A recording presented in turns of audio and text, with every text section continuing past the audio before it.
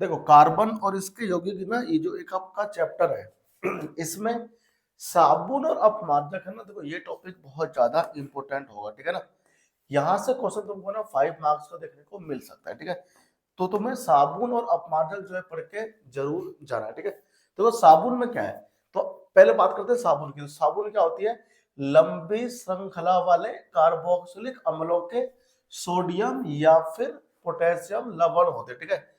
उसमें क्या होता है, तो सी इसमें होते हैं 17 और एच 35 और साथ में इसमें लगा होता है सोडियम, ठीक है ना। यहाँ पे हो सकता है वो भी हो, क्या, के फॉर केलियम, ठीक है। देखो ऐसे ऐसे होते हैं, एक हो गया, 2 3 4 5 6 7 8 9 10 11 12 13 14 15 16 है ना। और यहाँ पर COONA होता है, ठीक है। सी होता है साबुन की संरचना, एक लंबी ऐसे कार्बन की ना इसमें चेन होती है, श्रृंखला होती है, यहां से लेकर के यहां तक, ठीक है। और यहाँ पर लास्ट में होता है इसमें कौन, COONA, यानी कि पोटेशियम ऑक्जिलेट, यानी ऑक्जेलिक एसिड का लवण होता है, ठीक है। देखो CO अगर H होता तो क्या होता, कार्बोक्सिलिक अम्ल होता, लेकिन यहाँ पर क्या Na है तो उसका लवण है, ठीक है ना। तो साबुन और अपमार्जक ने जरूर पढ़ना है आपको। अब यहाँ पर बात आती है कि साबुन क्या होता है। साबुन जो होते हैं वो केवल मृदु जल, यहाँ पे एक शब्द आ रहा है मृदु जल, यानी कि सॉफ्ट वाटर है ना, जिसमें झाग देता है, ठीक है। मृदु जल में सफाई के लिए उपयोग करते हैं साबुन को। एक आता है अपमार्जक। अपमार्जक क्या होता है, अपमार्जक को बोलते हैं अंग्रेजी में डिटर्जेंट, है ना, अलग अलग आता है, डिटर्जेंट आता है, ठीक है ना। ये बोलते हैं हम लोग किसको, अपमार्जक बोलते हैं हिंदी में। लंबी श्रृंखला वाले कार्बोक्सिलिक अम्लों के अमोनियम या सल्फोनेट लवण होते हैं। देखो ये ना साबुन और अपमार्जक की परिभाषा दोनों अलग अलग होता है। कार्बोक्सिलिक अम्ल का सॉल्ट होगा, लेकिन किसके रूप में, पोटेशियम या सोडियम के रूप में, ठीक है ना। और वही जो अपमार्जक होता है ये भी कार्बोक्सिलिक अम्ल का ही लवण होता है, लेकिन इसमें क्या होता है, अमोनियम या सल्फोनेट लवण होता है, ठीक है ना। ये आपको बहुत ज्यादा इंपोर्टेंट है, ध्यान देना, ठीक है। तो कॉपी ना उसमें आप इस नोट्स को लिखो, ठीक है, मेंशन करना बहुत अच्छे से, ठीक है। पेपर के लिए बहुत ज्यादा इंपोर्टेंट होता है आपको ये। अपमार्जक क्या होगा, अपमार्जक जो हार्ड वाटर, देखो यहाँ पे बता रहा है क्या, कठोर एवं मृदु जल। अब ये हार्ड वाटर बोलते हैं, कठोर जल ये कौन होता है, ये ऐसे जल होते हैं जिसमें पोटेशियम, मैग्नीशियम, है ना, कैल्शियम, इनके आयंस की जो मात्राएं होती है वो बहुत अधिक होती है। तो ऐसे जल को हम लोग कहते हैं हार्ड वाटर। हार्ड वाटर यानी कठोर जल, ठीक है ना। ये आपकी चीजें होती है, हार्ड वाटर हो गया। अब साबुन को पहले आपको डिटेल में पढ़ना चाहिए, ठीक है। देखो यहाँ पे लिखा हुआ है साबुन में हमेशा 2 भाग होते हैं, एक होता है जल रागी। जल रागी, देखो जल रागी यानी कि वो भाग साबुन का जो जल के साथ जुड़ेगा, ठीक है। देखो आपके पास क्या होता है, एक तेल ना, गंदगी होती है तेल, इस तेल को साबुन पकड़ लेता है। साबुन के जो होते हैं कण, ये आप कह सकते हो साबुन के अणु होते हैं, वो तेल को पकड़ता है। जो हमारा ना शर्ट में तेल होता है, तेल मतलब जो गंदगी होती है उसे तेलीय रूप का वो होता है, ठीक है, तो उसे तेल बोलते हैं। हमारा बॉडी है, कपड़े पहनते हैं तो क्या होता है ना, तेलिया, तेलिया जो कुछ दाग धब्बे होते हैं उसको कुछ तेलिया होते हैं, फैट, वो तेल में ही घुलते हैं। तो जल रागी होता है साबुन में, एक होता है जल विरागी हिस्सा। तो लंबी हाइड्रोकार्बन की श्रृंखला होती है, उसे हम लोग कहते हैं जल विरागी। देखो ये ना, ये जो लंबी श्रृंखला यहाँ पर मैंने लिया है, इसे हम लोग बोलते हैं जल विरागी हिस्सा, ठीक है, जल विरागी, ठीक है। जल विरागी भाग होता है साबुन का। और ये लास्ट में होता है कौन सा, जल रागी, ये होता है जल रागी सिरा, ठीक है ना। ये आपको ध्यान रखना है।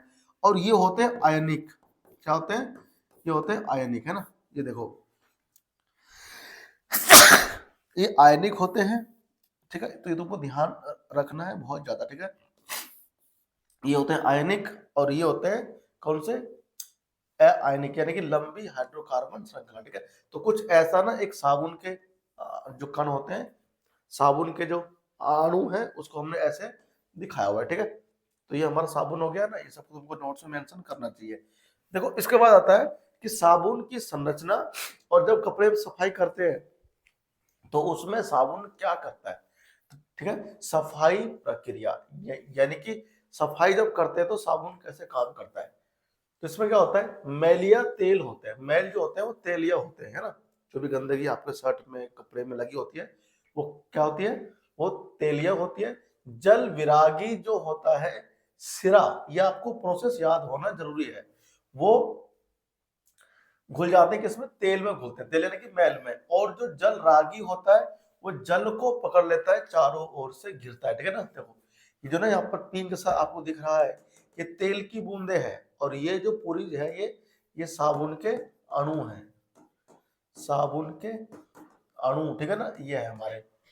ठीक है, अब इसमें क्या होता है, जब आप इसको, भाई मान लो बाल्टी है ना, बाल्टी में साबुन के पानी आपने घोल लिए, फिर तुम उसमें क्या होता है, डालते कि उसको गंदी कपड़े को, तो गंदे कपड़े के अंदर जो मैल होता है उसको साबुन का वो वाला हिस्सा जो जल विरागी होता है उसे चारों ओर से घेर कर ना उसमें से पकड़ लेता है, और जो पानी है उसको Na आयन जो होता है ना उसके माध्यम से उसको पकड़ता है, ठीक है। और फिर क्या होता है, इस प्रकार का तुम्हें एक संरचना प्राप्त होगा, ठीक है, संरचना।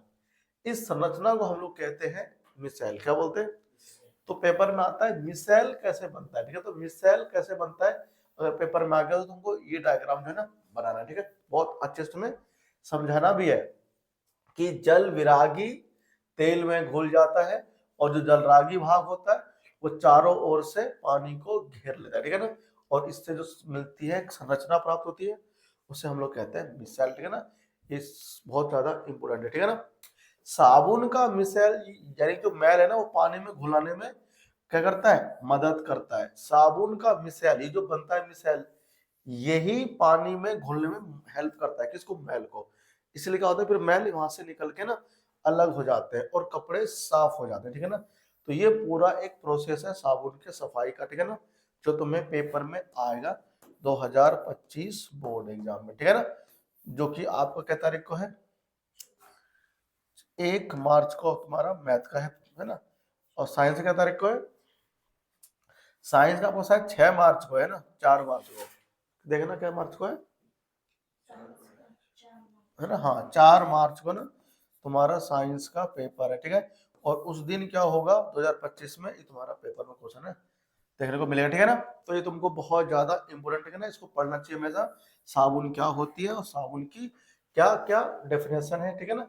और साबुन के दो भाग कौन कौन से होते हैं, जलरागी और जल विरागी, ठीक है।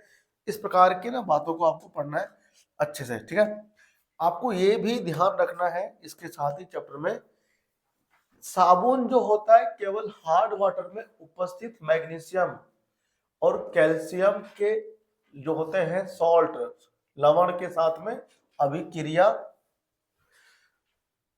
अभिक्रिया के बाद क्या होगा, एक अघुलनशील पदार्थ बना लेता है, ठीक है। उसे हम लोग कहते हैं स्कम। स्कम क्या होता है ना, पेपर में भी आता है, जब तुम लोग ना साबुन वगैरह को यूज करते हो, लगाते हो बॉडी पे, तो एक वो ऐसा सबस्टांस बना लेता है, मैटर है ना, जो कि पानी में घुलता नहीं है, अघुलनशील होता है, उसे हम लोग स्कम कहते हैं। अब ये जो स्कम होता है ये सफाई प्रक्रिया में बाधा डालता है, ठीक है ना। कौन, साबुन जब आप यूज करते हो तब ये ऐसा होता है, ठीक है। तो अपमार्जक क्या होता है, हम लोग यूज करते हैं साबुन के स्थान पे ताकि वो जो स्कम है ना वो ना बने। तो सार तो क्या होगा, साबुन आप यूज करते हो कहां पर, जहां पर सॉफ्ट वाटर होता है ना, सॉफ्ट समझते हो, जिसमें मैग्नीशियम कैल्शियम की आयन कम होता है। लेकिन जहां हार्ड वाटर होता है, हार्ड बोले तो कठोर जल, ठीक है ना, इसमें साबुन काम नहीं करता है, तो हम उसमें क्या करते हैं यूज, अपमार्जक, ठीक है।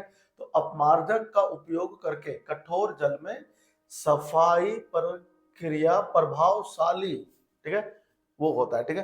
तो हम लोग साबुन यूज करते हैं सॉफ्ट वाटर में, और जो अपमार्जक होता है उसे हम लोग जल करते हैं हार्ड वाटर में, ठीक है ना।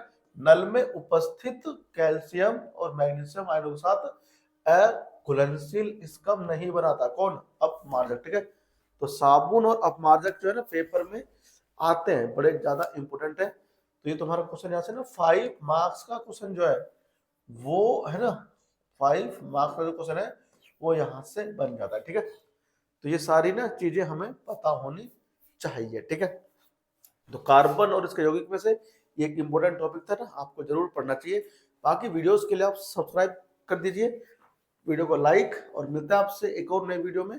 कार्बन और इट्स कंपाउंड को मैंने पूरा कंप्लीट आज है ना एंड कर दिया है, एक की शॉर्ट में आप जाके इसको देख सकते हैं। Thank you.